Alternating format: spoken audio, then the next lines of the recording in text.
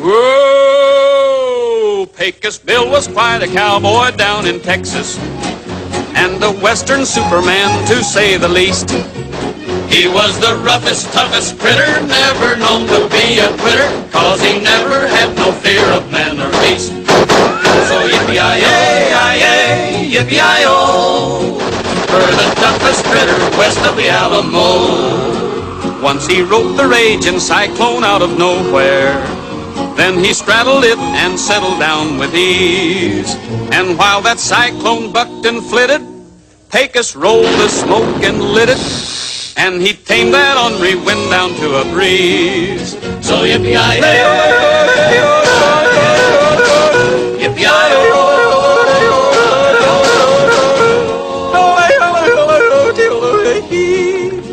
Once there was a drought that spread all over Texas, so to sunny California he did go. And though the gag is kinda corny, he brought rain from California. That's the way we got the Gulf of Mexico. So yippee-yi-yi, yippee-yi-o, for the toughest critter west of the Alamo. Across the sandy desert of Texas, there was a rough and tough American cowboy. A man who could lasso tornadoes with a rattlesnake, fist-fight mountain lions and bears, a man rumored to have laughed himself to death. A man named after a river that starts right here in New Mexico. His name? Pecos Bill. Though he was created in the 20th century, this big man character embodied all the values of a 19th century American and the values of the Old West. Said to have been born in the 1830s, Pecos Bill wreaked havoc from Texas to southwestern California from an early age, representing not only the live fast and die young ideal, but also the belief of manifest destiny, the American westward expansion. Pecos Bill was the ideal American, rugged, carefree, and independent. A man who did as he pleased when he pleased. Much in contrast with the God-fearing Grecians, Pecos Bill lived for himself. He was the American superhero. Legend has it that when Pecos Bill was a baby, his parents were moving around between ranches in their wagon, and one day baby Bill was bounced out the back and no one noticed except a herd of coyotes. There are several art pieces of Pecos Bill as a baby being raised by coyotes, and they are similar to the legends of ancient Greek Atlanta, who was said to have been left to die by an angered father when she was an infant, but was found by a bear who raised her. Pecos Bill became incredibly rugged and tough and was able to do things that normal people couldn't. And Atlanta was raised to be the best hunter anywhere. She also became an incredible wrestler and fighter. The traditional art of Atlanta is found in pottery and in classical paintings. She is often depicted as very feminine and beautiful, and there seems to be no artwork of her as a baby, or at least I can't find any. But there is some artwork of Pecos Bill as a baby in which he is most often depicted as an angry, rugged, and kind of ugly. A drastic contrast to the incredibly beautiful, fair-skinned Atlanta, who for some reason is depicted as marching off to fight the Caledonian boar in the nude, complete with hair ornamentation and jewelry. While the childhood legends of the two are similar, the artwork depicting them is very different. Bill was busy inventing courting, Western style. He arranged for the moon to rise just right and flood the land with a silvery light. Ordered the stars in heaven above to form a token of undying love. Then crossed the sky in words of fire, Bill told sweet Sue of his own heart's desire. Sweet Sue, I love. So here we have a picture of Slewfoot Sue. She is involved in Pecos Bill's legend as she is Pecos Bill's love interest. As can be seen in the picture, she is riding a giant catfish. The story is that she was the second best rider to Pecos Bill, and to win his eye, she was riding a catfish the size of a whale down the Rio Grande to impress him. Anyways, this picture, or this painting better, is exactly that. It's a painting of her riding a catfish down the Rio Grande, and what we compared this to in Greek mythology is actually a tile mosaic of Poseidon. Now, we found this mosaic of Poseidon riding two dolphins. Interestingly enough, though, the dolphin look very similar to the catfish that Slewfoot Sue is riding, as in they have whiskers and very rounded heads. It's just the fact that they are also of extreme proportions, they're not normal dolphin size, that also made it comparable to a catfish the size of a whale. Now, artwork-wise, here we have a painting of Slewfoot Sue that you wouldn't really see anywhere else unless you actually looked for it. Now, the difference between artwork is that the picture of Poseidon is a tile mosaic. So that means it was probably put in a place where many people could see it. It was on display, so just the way the artwork was made and presented is hugely different, because to find this picture of Slewfoot Sue, we had to look for it extensively, as where in ancient Greece, if they were to look for this picture of Poseidon doing the same thing, it would have been easily found and out on public display.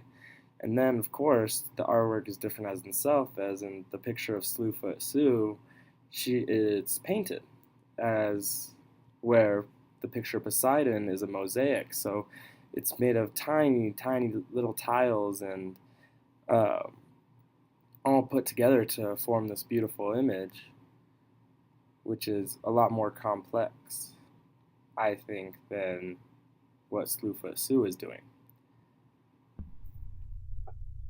Pecos Bill was an ordinary man who did extraordinary things, as is depicted by this picture. It is a simple sketch that looks like it was quickly drawn. In the sketch, Pecos Bill is dressed in his everyday attire: vest, bandana around his neck, chaps, and his cowboy hat. The fact that he is so averagely dressed brings an air of normality to an otherwise exceptional picture. He's riding a mountain lion that looks more like a pet than a ferocious creature, based on its facial expression and the fact that it's saddled. The snake, also a fearsome creature, is held carelessly like a lasso by Pecos Bill, who is smiling as if he is taking a family portrait. This portrayal of Pecos Bill makes his activities look very normal. The painting of Dionysus on a panther, however, is much different. It is carefully painted with many different colors and very precise details, from the posture of Dionysus to the spots on the panther. In this painting, Dionysus looks very dressed up in a type of ornamental garb, as if a ceremony has or is about to take place. He is holding a wreath in one hand, is ornamented with one, and the panther too is ornamented, giving off a sort of reverence and an air of importance. In this lavish painting, Dionysus looks noble, not like an everyday citizen, and the panther looks afraid, dominated by the being atop of him. He holds the war mask and wreath with care and sits purposefully. As he is looking away, it looks less like a portrait and more like a candid snapshot of an important ritual. This task looks important, while the sketch of Pecos Bill looks like an everyday activity. So in these two images, you see the Greek Hercules battling the lion with the impenetrable hide, and, well, he defeats it in the end. The same as Pecos Bill is battling his lion and his bear. In both cases, you see that the hero is victorious and is powerful and is triumphing over the animals, but the way that's depicted is very different. Whereas in Pecos Bill's image, he's sort of laid back and he's laughing and he's just sort of having fun with it. It's not a big deal to him. Hercules is like in it with all of his strength, and he has to really fight and work to kill this lion. And also, you see a big difference in the depiction of the hero themselves. Pecos Bill, for one, is wearing clothing, and he is sort of a skinnier guy. He has the mustache, he has the hat. He's a laid-back character, whereas Hercules is super buff, and he is everything that the Greeks at that time would have seen as a beautiful and heroic man. Pecos Bill is, in the scheme of legendary heroes, a rather new face. He was first written about in 1917 by Edward O'Reilly. A vast time difference exists between Pecos Bill and the Greek gods and heroes of legend which existed centuries before Christ. Given the thousands of years of difference between Pecos Bill and the Greek legends, it is not surprising that the traditional artworks of the two are quite different. The first artworks of Pecos Bill were comic books, and then a Walt Disney cartoon, while the traditional artwork of the Greeks was done mostly in mosaic, pottery, and sculpture. By the time Pecos Bill was thought up, people's tastes had changed. While the ancient Greeks were happy to look at a mosaic and visualize the story of Hercules, people of the 20th century wanted cartoons, music, picture books, magazines, and comic books. Pecos Bill, as far as we could find, is only portrayed once in statue form, while there are dozens of statues and sculptures of Hercules. But traditionally, Pecos Bill exists much more cinematically and in comic books than does Hercules. Not surprising, since, even with all their ingenuity, the ancient Greeks had not figured out how to make movies. But even though the artwork mediums are so different, there are still similarities both in the legends themselves and in their artistic portrayals. So among all these art pieces, we can draw many similarities. And they're quite similar in many ways, just in the fact that they're legends and the fact that both cultures gave these heroes certain qualities that are very similar.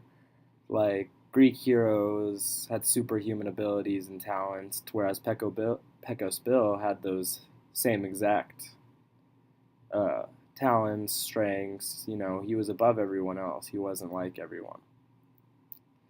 And just then we also see the differences between the artwork that presents these legends, where we have the American legend of simplicity, an everyday hero, a hero that can be looked up to by just about anyone and just is simple, he's rugged, he's an everyday guy, average, it just kind of sets that image that anyone can be Pecos Bill, per se. But then, on the other hand, we have the Greek artwork, and this Greek artwork just full of this awe-inspiring splendor. All the Greek artwork has in common is that they depict their heroes in a way that makes them appear supernaturally, to whereas the images of Pecos Bill, on the other hand, they don't show Pecos Bill in that same type of splendor. They show him simple, rough, tough, gritty, a cowboy. To whereas the Greeks, they show this heavenly figure, this godlike person who you can see the power in just their image and the way they carry themselves or by the actions they're doing. To whereas Pecos Bill, even though he's accomplishing unearthly feats, he is still depicted as a cowboy. He's still depicted as a person who is relatable and you can talk to. And that is the biggest difference between these Greek art pieces and these art pieces depicting Pecos Bill, is that they were made for two different audiences, and that both art forms depict their heroes in different lights. Some depict them as far above the reader, while others depict the hero as being on the same level as the reader, being someone that the reader could have something in common with. And that is the biggest difference between these two art forms.